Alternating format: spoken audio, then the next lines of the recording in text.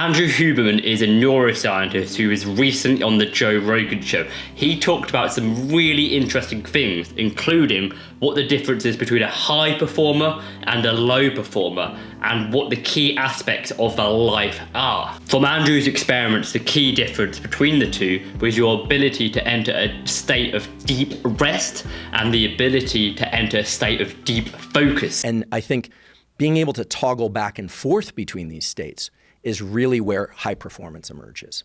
So for the very stressed human being who's suffering from generalized anxiety, we study those types of patients.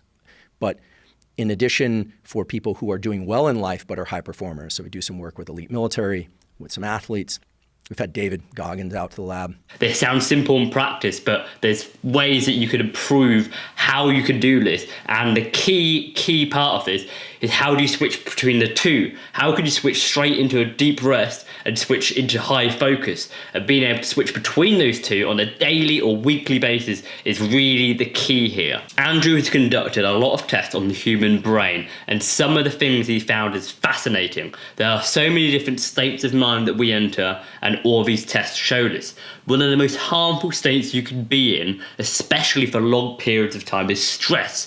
When we're in high stress, we get tunnel vision. We don't see everything around us. We're only focusing on one object. However, when we de-stress ourselves, we become more panoramic. We notice our surroundings. We notice the sounds. And this is really key to having a better performance in life. However, reducing stress by itself isn't enough for this pattern. What we need to do is reduce stress at the right time, and that is during your periods of relaxation.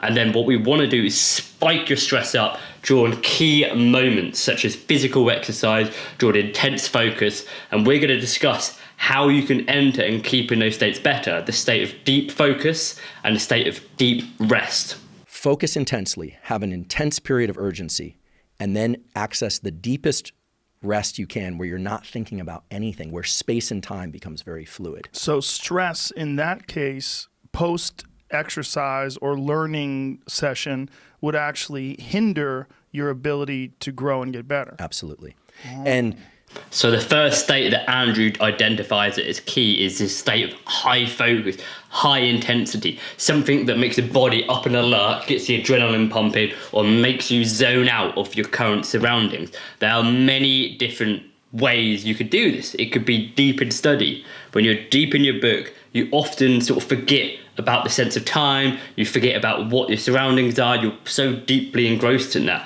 It could be from exercise. When you're pushing those last couple reps out, that is when you enter a state of deep focus.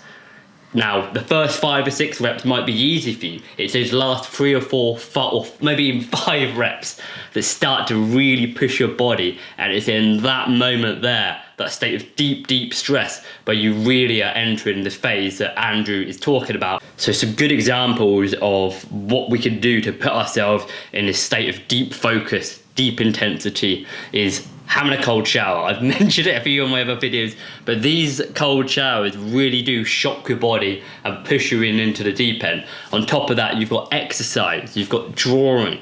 You could take an ice bath. You could do high intensity breathing, anything that brings your level of alertness up. You have high intensity breathing. I've got some exercises on another video, so go and check that out if you're unaware of the amazing benefits of breathing. Like now you know the benefits of nasal breathing, right? And Well, just the cardio benefits alone was crazy. It's like I gained 10% cardio instantly.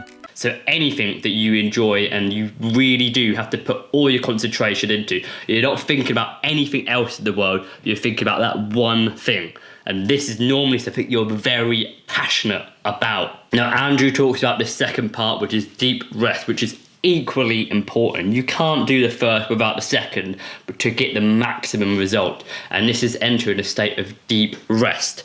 Your ability to have a deep rest is crucial to you performing better the next time you do this. It's in this state where your body and your brain is able to readjust and recalibrate everything that you've learned. But the brain wants to figure out duration, path, and outcome.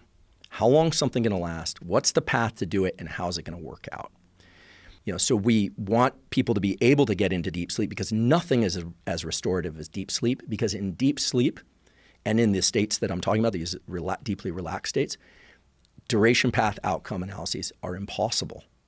There's a key way to know whether you're in deep rest or you're not. It's obviously when you're relaxing sometimes, you might think you are. However, Andrew has a way of defining this, and that is your brain is unable to calculate the duration, the path, and the outcome. So the duration can just be how long something's lasted for. So when you have a nap, sometimes it can feel like you've been asleep for 3 hours. Your brain is not having to process that sense of time and space.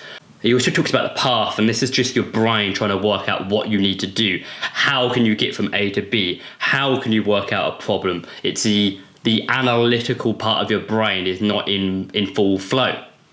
And then finally, we have the outcome. This is your brain's ability to work out what's good and bad about a decision you've made. So in that morning, if you made a decision in a meeting and your brain's still thinking about it, you're not in a state of deep rest. If you're thinking about outcomes tomorrow or next week in terms of what decisions or what actions you need to take today, you're not in a state of deep rest. So all three of these are a factor to determine if you're in a deep rest. If you're not calculating the duration, the path of how to do something, or the outcome of something, you are in a state of deep rest. So of course, the most obvious state of deep rest is going to be your sleep. This is fundamental and it's a backbone to everything else. So make sure you're getting that 7 to 8 hours of sleep every day, especially when you've done intense focus or exercise. That is really going to accelerate your growth. When you go into sleep, it's the one time in which the brain can untether space and time. Like if this were a dream, your dog could float in here and sit down on the table and then morph into somebody that you know from long ago. And we'd be okay with that because it was a dream.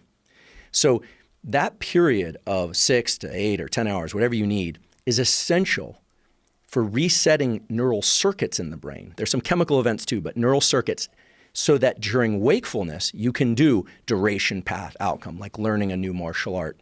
On top of that, we have the power nap. There's a lot of science to show and prove that you should be doing this.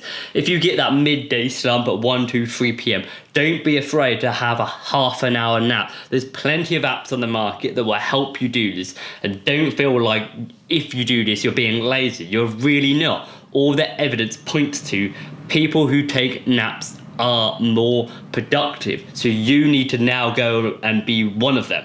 One of my personal favorites is meditation. Personally, I only do 10 minutes and I feel amazing results from this. So remember, there's a lot of different ways of entering deep rest. And the definition of deep rest is you are not able to calculate the duration, the path, and the outcome. So think of different ways you can do that in your own life. Joe Rogan, for example, brought up the great point of these cryogenic chambers. I've never tried one, or these float tanks, and these areas seem to have the same benefits, although not medically proven.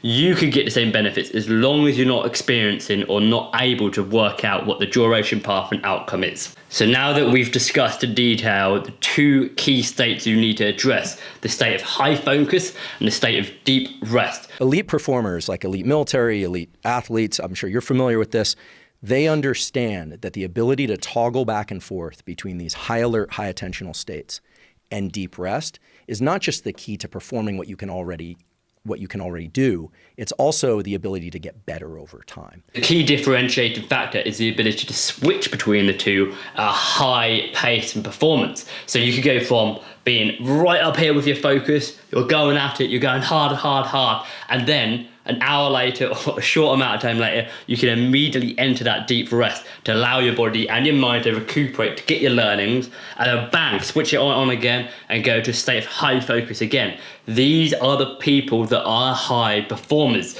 and we need to hone this technique and hone this practice in order for us to also be able to switch between the two. Now, how do we do this? Unfortunately, it's all about repetition. And that's probably not what you want to hear. It's hard work. It is. It's hard work. You need to put the time and effort in. You need to stay focused, but you also need to make sure you get that rest when you need it. So now you know the key principles about what you need to do, about switching your states and what those states actually are. Next, I'm going to give you a practical demonstration of what your day will look like, including the splits between these two states and how you can do that on a day-to-day basis. If you enjoy these summary videos of the benefits that you can get from the Joe Rogan show, then please hit that like button, subscribe, and hit that bell notification. I would love it. Cheers. Okay, 7 a.m, you've just woken up. You've just had 7 to 8 hours of deep rest and you're ready to hit the day. The first thing you want to do is switch over to a high focus or intensity state. For me, that is having a cold shower, jumping straight in there, getting all the toxins out of your body, and then hitting the gym. When I say go, we go.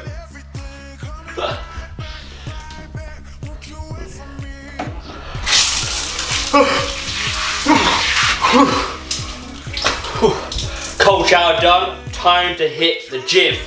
Can I ask you this? If you were going to try to improve your ability to get better at something, when would you use that ice bath or the cryotherapy? Would you use it before? Would you use it afterwards? Definitely before. Before. Now, if exercise isn't quite your thing first in the morning, you can of course do anything that's high focus and really increases your alertness. This could be solving a complex problem. So is there something you've been putting off doing at work? Is there something that you've been putting off studying? Try and tackle that first. It could be reading a book. However, if it's not that big of a deal for you to read a book, then that probably won't cut it. But make sure it's something you are highly focused on and it increases your alertness.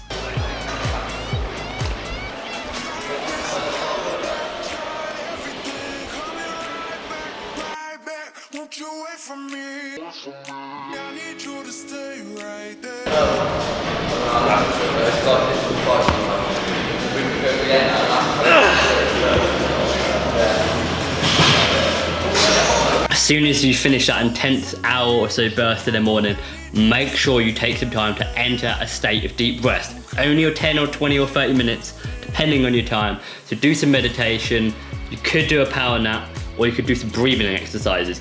That will revitalize and refresh you for the next stages of your day. Now, unfortunately, most of us do have a day job and we do need to carry on working because we need money.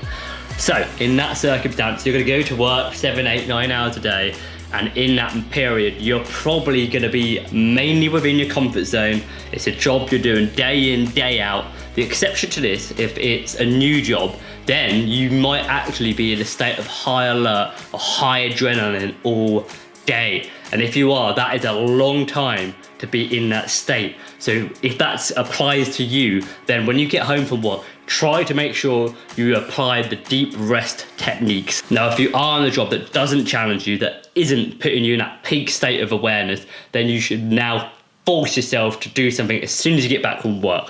5, 6, 7 p.m, whatever time it is, try to spend at least 2 to 3 hours doing something that's difficult, pushing yourself past your normal limit. So if you normally spend 2 hours a day focusing, try and spend 3 hours. In that last hour is when you're gonna get all the benefit. Okay, should now be 7, 8, 9 p.m, and now is the state to really start to wind down and relax. You've done your high intensity in the morning, you've went to work, and maybe there were some stressful moments throughout the day, maybe not, there'll be a few of them anyway, and then after you finish work, you've put in that effort, you've put in that time, you've done your 2 or 3 hours, now is the time to relax, and this will enable you to enter that deep rest state later on that night when you finally hit the hay, and that is really, really key. Now that is an intense day, I know. You probably won't be able to do that every day, every week, for every month of every year. But the more you do it, the better. Repetition is key. You know, I think most everybody struggles to try and get themselves in action. I mean, we know that actions are the key to neuroplasticity. I mean, yeah, you can do some mental training and that can be powerful. You can do meditation, you can learn to access sleep, but all that stuff. But ultimately, to get better at anything, you got to get your reps in, whatever that is, neurosurgery or running. Okay, so that's my 4 cycles complete for the day. I just need to hone my ability to be able to switch between that deep focus and that deep rest. And the more I do it, the better I will get. I really love this Joe Rogan episode, and for me, one of the key learnings here is just switching between those states and the fact that struggle is such a good thing in your life. Do not bemoan your past history where you've had a struggle. That will make you stronger going forward. So just make sure though that you get that deep rest in to maximize the benefits going forward. If you enjoyed this video, I'd really appreciate it if you hit that like button and you'd also subscribe. But until the next time, I'll catch you later.